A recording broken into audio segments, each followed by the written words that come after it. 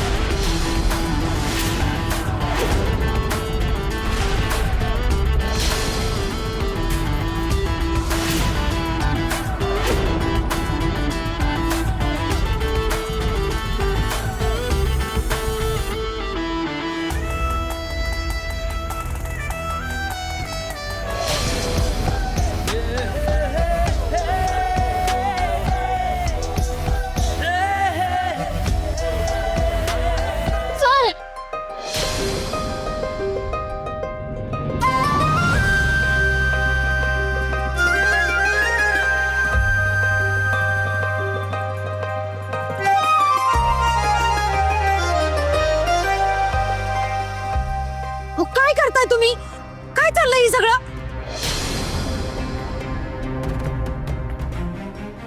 सांगतोयस तू की मी सांगू? बोल. ही माणसं आणि हे लग्न सगळं खोटंय, सगळं खोटंय.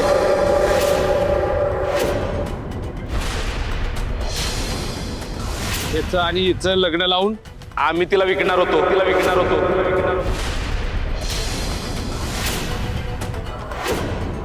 काय? हो. आणि या सगळ्यात आपण सामील होता. काय? तरी बी बुवा म्हणत होतो काहीतरी डेंजर आहे, पण एवढा डेंजर कुठे? त्याची आई बाप तुम्हाला तर ना बांबूचे फटके दिले पाहिजे तुम्हाला दर्याला. हा, तुम्हाला काय वाटलं? आणि मी थांबा.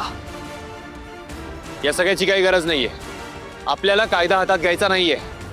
या सगळ्यांची खातिरदारी करायला मी पोलिसांना बोलवलंय. नाही सर, आमच्या वस्तीचा मॅटर आहे.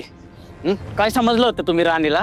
ती फक्त नावाची राणी नाही, अख्ख्या वस्तीची राणी आहे. तुम्हाला मोठ्या हान हान सोडू नकोस. बरबाद करायला निघाला तुम्ही.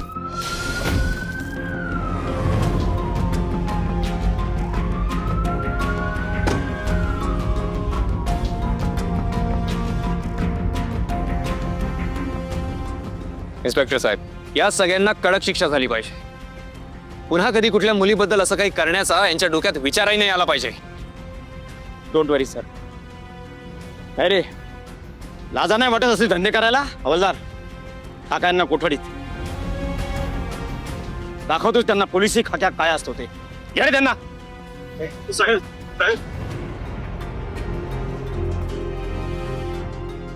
साहेब. हो, काय करताय तुम्ही?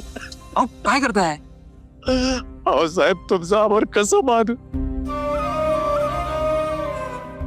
माझ्या कातडाचं पायतान करून तुमच्या पायात घातलं ना, तर ते पण कमीच आहे बघा. शांत व्हा, शांत व्हा. आज तुमच्या माझ्या राणीच्या आयुष्याचं माथेर होत होता राहिलंय बघा.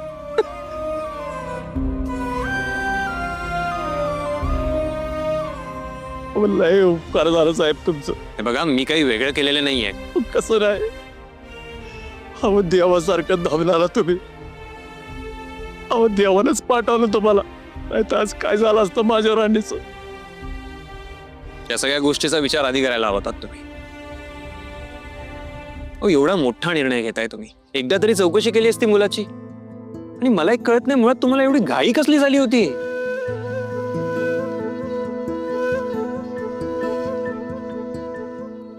काय त्यांना नाही, मला झाली होती.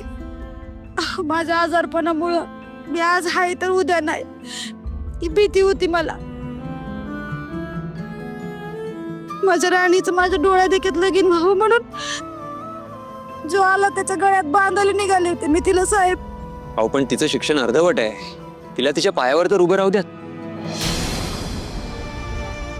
खरंच चुकलं साहेब, माझं खरंच चुकलं साहेब. एखादी बहिरीन बी वागणार नाही अशी वागली हो माझ्या राणीची मी आज.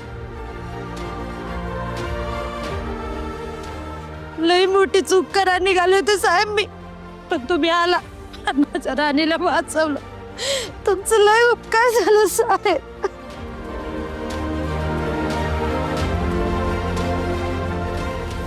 खरे सर, तुम्ही एवढा कडक वेळ पाळता. तुमचा एक एक मिनिट महत्वाचा आहे. तरी बी तुम्ही वेळात वेळ काढून आमच्या राणीसाठी आला सर.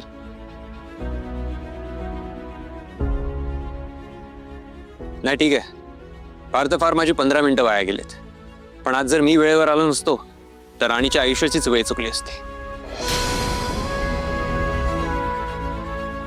ठीक आहे, येतो मी. पण हो, मी माझी 15 मिनिटं ओव्हरटाईम करून भरून काढेन, पण तुम्ही कामावर उशिरा आलेले मला चालणार नाही. सगळ्यांनी सेकंड शिफ्टला फॅक्टरीत यायचं आहे, आणि तेही वेळेच्या आत.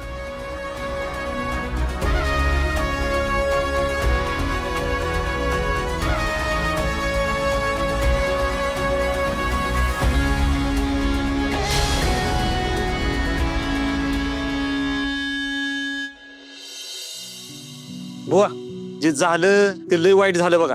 पण राणी एवढी बी तुम्हाला जड झाली हा, ते आता आम्हाला समजतंय. नाहीतर काय, एवढ्या सोन्यासारख्या लेकीला कसाईच्या दावणीलाच बांधायला निघाला होता तुम्ही. बरं झालं ती साहेब आलं, नाही तर पोरीचं वाटोळच झालं असतं बघा. बरं चला, येतो आम्ही. काळजी घ्या.